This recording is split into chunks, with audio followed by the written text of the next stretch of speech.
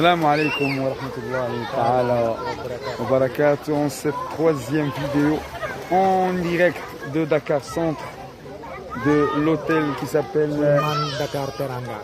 Comment? Pullman Dakar Teranga. Tu peux parler en français ou wolof pendant... Bon, c'est l'hôtel Pullman Dakar Teranga. Oui. Je suis le maître nageur Khadim, comme vous voulez. Hein. Khadim et mon ami Mohamed. Il est là, le beau Mohamed. Merci. Son Excellence Mohamed. Il n'y a pas plus beau que toi, Khadim.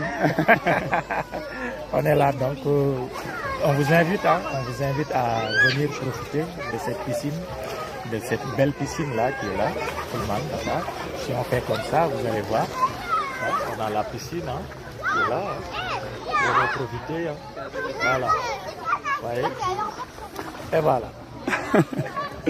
Moi, je voudrais vous dire que M. Khadim, c'est un homme de cœur. Il s'occupe depuis 22 ans de cette... C'est bien ça, monsieur? 22 ans depuis son père qui a travaillé ici depuis combien de temps? 35 ans, hein, qui a fait 35 ans. Et j'ai fait le... Comment dire? J'ai pris la relève, quoi. Ah, il a pris la relève, donc... Et ton père, comment il s'appelle déjà, monsieur? Monsieur Sarr. Monsieur Sarr, c'est la famille Sarr et notre Khadim Rassoul. Et on va aussi saluer tous les mourides ici.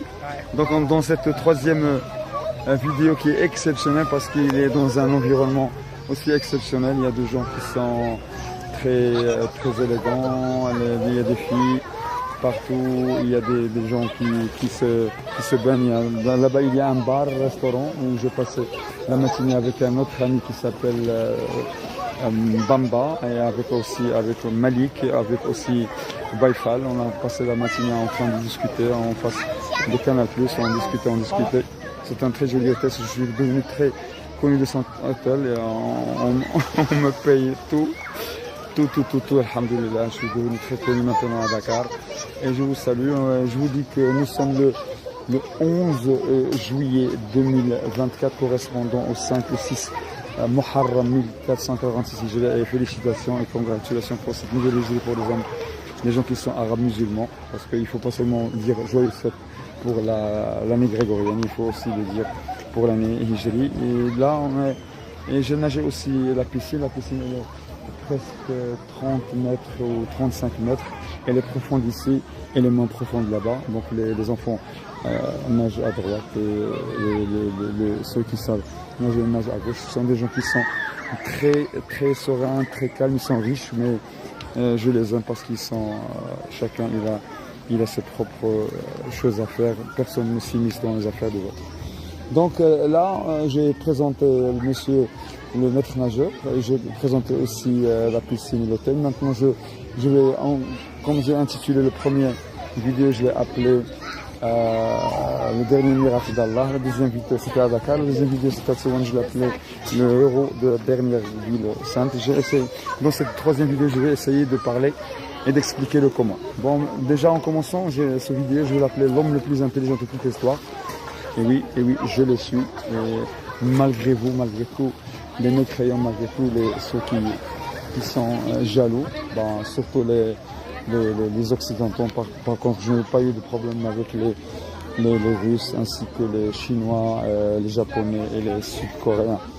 Bon, c'est quoi être l'homme le plus... C'est quoi l'intelligence déjà? L'intelligence, c'est la force d'adaptabilité à un environnement qui est un petit peu différent ou un environnement qui est difficile. Ça, je peux l'avoir. Facilement, je peux m'adapter facilement, soit dans un environnement de langue différent, soit un environnement de chaleur et de froideur, soit un environnement social inférieur ou supérieur. Je m'adapte très facilement. Je m'adapte dans les secondes, pas dans les heures, pas dans les minutes, pas dans les jours comme vous le faites. Et aussi la force d'apprentissage, je peux apprendre n'importe quelle langue, n'importe quelle science, n'importe quelle leçon dans un minimum de temps. Allah m'a donné tout ça, c'est la vitesse en y. Et je salue aussi ce que vous avez vu, l'accident dit que vous êtes l'homme le plus intelligent de tout sport, qui est Leonardo da Vinci, que j'aime pour ce coup, il est italien, méditerranéen comme moi. Et c'est vrai, il a utilisé son intelligence pour toucher beaucoup de domaines, comme vous le savez. Mais son intelligence, elle est juste appliquée à des domaines. Elle n'est pas aussi vaste que la mienne. Mais la mienne, elle est purement, l'intelligence, elle est purement, je suis dans l'intelligence. Je suis l'homme de l'intelligence, c'est-à-dire je perfectionne mon intelligence avec des armes que j'ai, que je vais vous citer par la suite. Et par contre, Einstein, il a avancé 2 théories restreintes en 1906 et générales en 1915, ainsi que je préfère plutôt Isaac Newton qui a avancé, pas une théorie, mais l'attraction gravitationnelle, ainsi que le calcul de dérivés et du différentiel. Et vous savez que voilà, c'est un petit, c'est le domaine de la connaissance. Je touche à toutes les sciences qui sont importantes. Je peux vous faire des conférences avec les 4 langues, anglais, français, etc. Donc parmi les choses que je veux dire, je dois encore le faire, tous ces scientifiques qui ont marqué l'histoire, que je salue bien sûr, ils ont fait un effort, ce ne sont pas aussi intelligents que moi. L'intelligence, c'est ça, la vitesse. Eux, ils s'en foutent, ils avaient d'autres intérêts que de créer. Moi, j'ai pas le temps de créer. Moi, c'est de perfectionner mon intelligence. C'est ça ma création. Comment je perfectionne mon intelligence? Je vous cite par exemple. Donc, il fait chaud aujourd'hui. J'essaie de boire mon bissap à la santé de l'Afrique, à la santé de tous les Sénégalais et les Marocains. Ma source d'inspiration, c'est ça. C'est le Coran. Dans le Coran, il y a bien sûr, vous le savez, il y a 114 sourates, il y a 6236 versets. J'essaie de prendre surtout les versets qui parlent du savoir, de la connaissance. Vous savez que les versets qui parlent de la connaissance et de la jurisprudence sont plus supérieurs à ceux qui parlent de la jurisprudence et d'autres choses, de la religion. Parce que Allah, le premier verset qu'il a donné à Mohammed, c'est le verset Iqra, Jungle, c'est-à-dire il a lit Mohammed.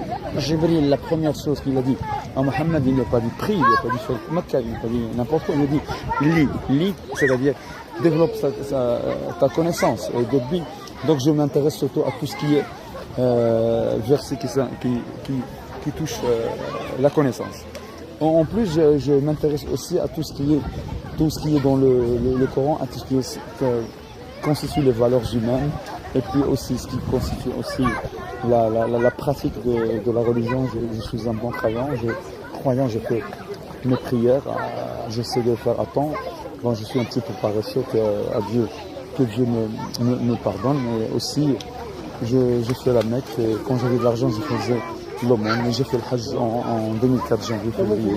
Et le fait de voir le Hajj, c'est une vertu extraordinaire. La deuxième source que j'ai, à part le Camille, il y a ce qu'on appelle la connaissance. Par exemple, là, je suis en train de lire un livre, l'histoire de l'humanité. L'histoire de l'humanité, il est en 7 volumes. Vous voyez ici, il y a 7 volumes, depuis les préhistoires jusqu'à 1974. Ce volume, il s'intéresse à 1492 jusqu'à 1789, c'est-à-dire depuis la découverte de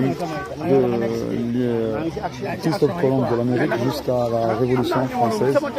Il y en a aussi d'autres ressources. Et quand je veux me ressourcer, quand je veux me reposer, je lis un petit peu des romans comme celui-là, le roman de La Nuit des Temps de Barjavel. C'est une histoire qui s'est passée dans l'Antarctique, le 7e continent. C'est une mission scientifique qui a été faite française. Je vous montre un petit peu l'argent du Sénégal, vous voyez ici. Maintenant, je dispose de cet argent-là. Il y a 2000 francs dans chaque franc, il y a 60 dirhams français. Donc dans un dollar, il y a 60 francs. D'accord, ça c'est 2000 francs français, ça c'est 1000 francs aussi, c'est 1000 francs français, un autre 1000 francs, donc là, et un autre 500 francs. Ils ont d'autres billets qui sont de 5000 et de 10 000. Ça, ce sont tous les billets. Donc là, je dispose de 4500 francs que vous voyez. Donc, mais pour moi, tout ça, c'est pas important. C'est pas tellement important dans mon esprit, c'est important dans la vie. Mais quoi, je peux m'en passer, je m'en fous. Je peux la gagner en quelques secondes. Parmi ici, la vitesse que je sais, c'est que je minimise, j'optimise la vie, j'optimise l'énergie, j'optimise l'argent et j'optimise le temps. J'essaie de gagner donc ça. Personne n'a dit avant moi. Parmi mon intelligence, ma force d'intelligence, j'optimise, c'est-à-dire j'essaie de gagner de l'énergie, faire moins d'énergie, gagner moins, perdre moins de temps et moins d'argent pour gagner plus. Ça, c'est ce qu'on appelle aussi de la pure intelligence. Donc ça, et comme je voulais dire aussi, l'explication à quoi je sers. Bon, j'essaie aussi de faire des recherches, je sais qui je suis.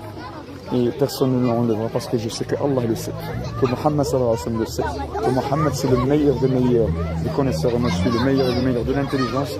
Imaginez tous les deux on s'appelle Mohammed, imaginez que tous les deux nous sommes des Arabes, imaginez que tous les deux nous sommes des musulmans, donc Allah voulait quelque chose et il est en train de préparer la fin du temps du Maroc. On est en train de vivre deux scénarios différents, le scénario de guerre entre la Russie et l'Ukraine, le scénario de guerre entre la Palestine et Israël. La fin d'Israël elle est très proche, je dirais même qu'elle est imminente parce qu'ils sont en train d'essayer de détruire leur image de marque dans ce qu'on appelle l'espace politique mondial et international.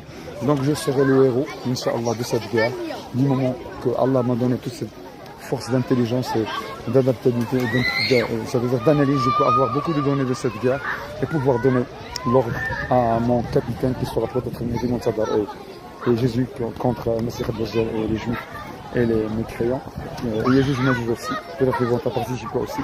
Je vais leur donner, Inch'Allah, la stratégie que Allah va me donner en s'inspirant du Kamil, du Coran toujours, pour gagner cette guerre. Et je serai le héros, comme j'ai dit, le héros de cette guerre est aussi le dernier miracle d'Allah, parce que le dernier miracle d'Allah, c'était le dernier prophète, c'était Mohammed. Je le rappelle, je ne suis ni prophète, ni marabout, ni quoi que ce soit. Je suis le dernier miracle qu'on a eu, c'est le Kamil, mais Allah n'a jamais dit que le dernier miracle était le Kamil. Il a dit que le dernier prophète c'est Mohammed sallallahu alayhi wa sallam.